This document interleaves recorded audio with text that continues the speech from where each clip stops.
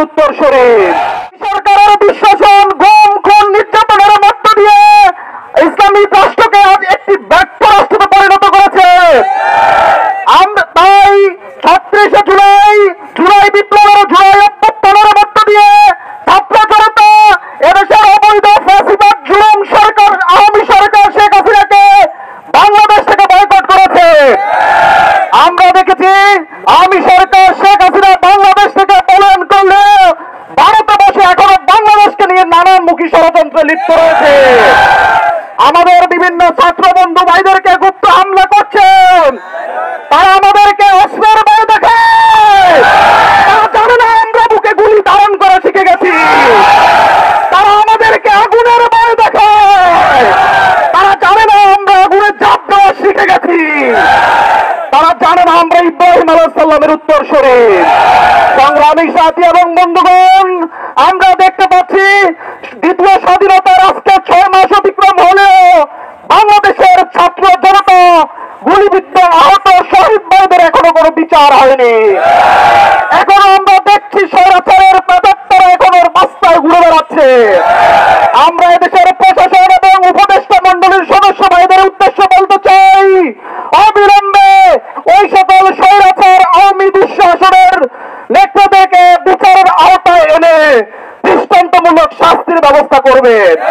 সংগ্রামী উপস্থিতি, আমরা দেখতে পাচ্ছি আমাদের শিক্ষাঙ্গন আজকে ধ্বংসের দ্বার প্রান্তে চলে গেছে।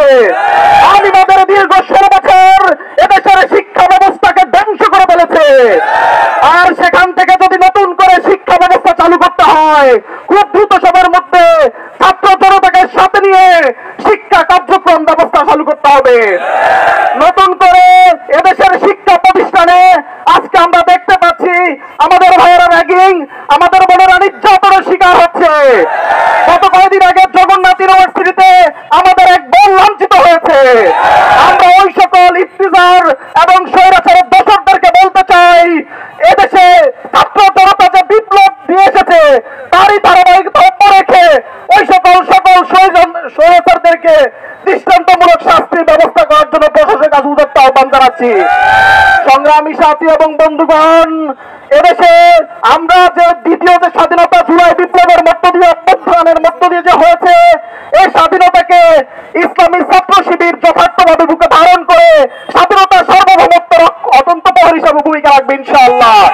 সংগ্রামী সাথী এবং বন্ধুগণ, আমরা দেখেছি গত ৫ তারিখ পরবর্তী এখন পর্যন্ত বাংলাদেশের বিভিন্ন পয়েন্টে এখনো চাঁদাবাজি, টেন্ডারবাজি, লুটপাট চলছে।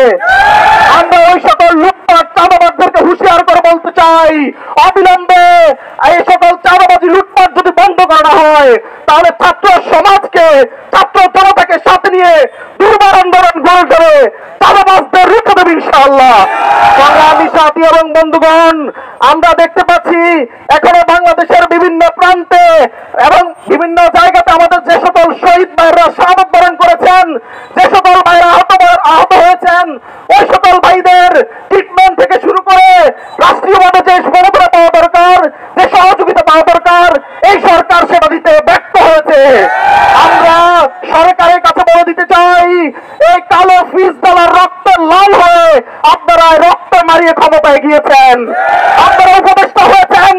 তাই আপনাদের কাছে উদাত্ত আহ্বান করে বলতে চাই, অবিলম্বে এই আওয়ামী দুঃশাসন ফ্যাসিবাদের দোষর ছাত্রলীগ, যুবলীগকে যেভাবে নিষিদ্ধ করা হয়েছে তেমনি তাদের ফিতা যুবলীগ এবং আওয়ামী লীগকে নিষিদ্ধ করতে হবে।